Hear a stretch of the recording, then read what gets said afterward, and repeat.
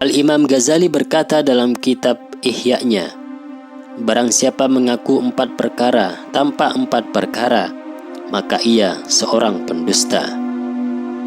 Barang siapa mengaku cinta surga dan tidak melakukan ketaatan, maka ia seorang pendusta. Barang siapa mengaku cinta Nabi Sallallahu Alaihi Wasallam dan tidak mencintai ulama serta orang-orang miskin, maka ia seorang pendusta. Barang siapa mengaku takut neraka dan tidak meninggalkan maksiat, maka ia seorang pendusta. Barang siapa yang mengaku cinta Allah Ta'ala dan mengeluh atas cobaan yang menimpanya, maka ia seorang pendusta.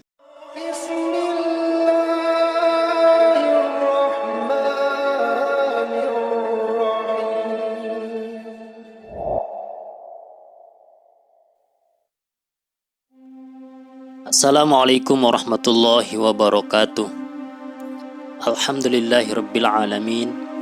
Allahumma salli ala sayyidina Muhammad wa ala ali sayyidina Muhammad. Sahabat Abi Nadira rahimakumullah wa hafizakumullah. Diceritakan bahwa seorang lelaki melihat bentuk yang buruk di dusun. Ia berkata, "Siapa kamu?" Orang itu menjawab, "Aku amalmu yang buruk." Orang itu berkata, "Bagaimana cara menyelamatkan diri darimu?" Bentuk itu menjawab, "Engkau ucapkan salawat untuk Nabi Sallallahu Alaihi Wasallam, sebagaimana Nabi Sallallahu Alaihi Wasallam bersabda, As-salatu alayya nurun ala sirat, wa man shalla alayya yawmal jum'ati marratan ghafarallahu lahu dhunuba 80 aman." Salawat untukku menimbulkan cahaya di atas sirat, dan siapa yang bersalawat untukku sekali pada hari Jumat, Allah mengampuni dosa-dosanya selama 80 tahun. Diceritakan bahwa seorang laki-laki lalai dari bersalawat untuk Sayyidina Muhammad.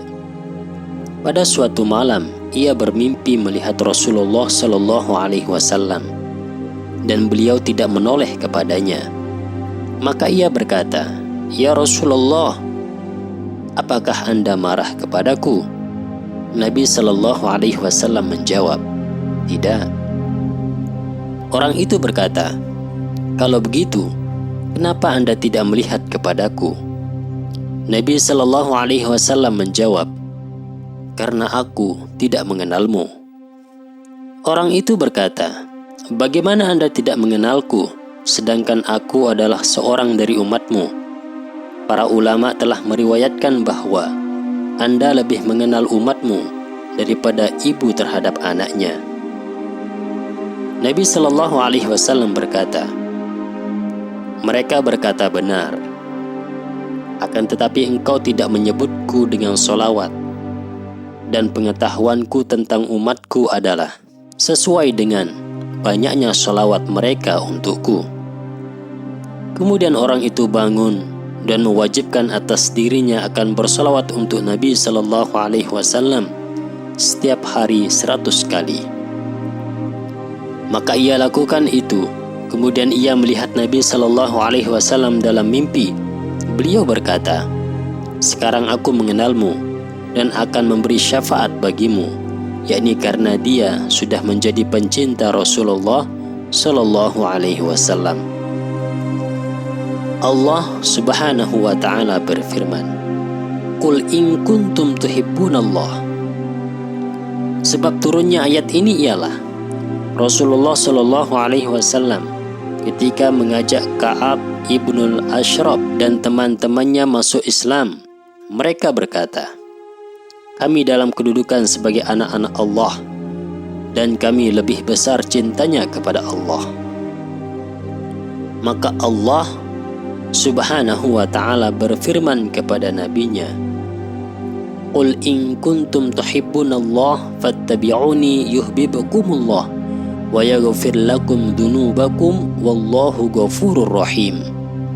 Katakanlah, jika kamu sungguh mencintai Allah, ikutilah aku, Niscaya Allah mengasihi dan mengampuni dosa-dosamu. Allah Maha Pengampun lagi Maha Penyayang. Quran Surah Ali Imran ayat 31. Cinta kaum mukminin kepada Allah ialah dengan mengikuti perintahnya, serta mengutamakan ketaatan kepadanya, serta mencintai keridhoannya. Cinta Allah kepada kaum mukminin ialah pujiannya kepada mereka dan pahalanya bagi mereka, pemaafannya terhadap mereka, pemberian nikmatnya kepada mereka dengan rahmatnya, perlindungan dan taufiknya. Al-Imam Ghazali berkata dalam kitab Ihya-nya, barang siapa mengaku 4 perkara tanpa 4 perkara, maka ia seorang pendusta. Barang siapa mengaku cinta surga dan tidak melakukan ketaatan, maka ia seorang pendusta. Barang siapa mengaku cinta Nabi Sallallahu Alaihi Wasallam dan tidak mencintai ulama serta orang-orang miskin, maka ia seorang pendusta. Barang siapa mengaku takut neraka dan tidak meninggalkan maksiat, maka ia seorang pendusta. Barang siapa yang mengaku cinta Allah Ta'ala dan mengeluh atas cobaan yang menimpanya, maka ia seorang pendusta. Rabi'ah berkata, engkau durhaka kepada Tuhan dan menampakkan cinta kepadanya. Ini sungguh kias yang menyimpang. Andai kata cintamu benar, tentu engkau mentaatinya. Sesungguhnya pencinta itu menaati siapa yang dicintainya. Tanda cinta ialah mengikuti pihak yang dicintai dan menjauhi perselisihan dengannya. Diceritakan bahwa serombongan orang masuk kepada Asy-Syibli rahimahullahu ta'ala. Asy-Syibli berkata, siapa kalian? Mereka menjawab, kami adalah pencintamu. Asy-Syibli muncul, kemudian melempari mereka dengan batu-batu sehingga mereka kabur darinya. Kemudian Asy-Syibli berkata, mengapa kalian kabur dariku? Andai kata kalian mencintaiku, tentulah kalian tidak lari ketika mendapat ujian dariku. Kemudian Asy-Syibli rahimahullahu ta'ala berkata, para pencinta minum dengan gelas kasih sayang, maka bumi dan negeri terasa sempit bagi mereka, dan mereka mengenal Allah dengan makrifat yang sebenarnya dan mengembara dalam kebesarannya, bingung dalam kekuasaannya, minum dengan gelas cintanya, tenggelam dalam lautan kesenangannya, dan merasakan nikmatnya bermunajat kepadanya. Kemudian ia melakukan bait, dzikrul mahabbati ya maulaya askarani, wahal ra'aita muhibban ghaira sakrani. Wahai Tuhanku, sebutan cinta membuatku mabuk. Adakah engkau melihat pencinta yang tidak mabuk? Konon, unta yang mabuk tidak memakan makanan selama 40 hari. Dan andai kata dibebankan di atasnya berlipat-lipat kali beban yang biasa diangkutnya, niscaya ia tetap bisa mengangkutnya. Karena apabila timbul ingatan dalam hatinya terhadap kekasihnya, ia tidak menyukai makanan dan tidak merasa payah mengangkut beban yang berat karena rindu kepada kekasihnya. Apabila unta meninggalkan syahwatnya dan mengangkut beban yang berat demi kekasihnya, apakah kalian tinggalkan syahwat yang diharamkan demi Allah? Apakah kalian tinggalkan makanan dan minuman demi Allah Ta'ala? Dan apakah kalian bebankan atas dirimu beban yang berat demi Allah Ta'ala?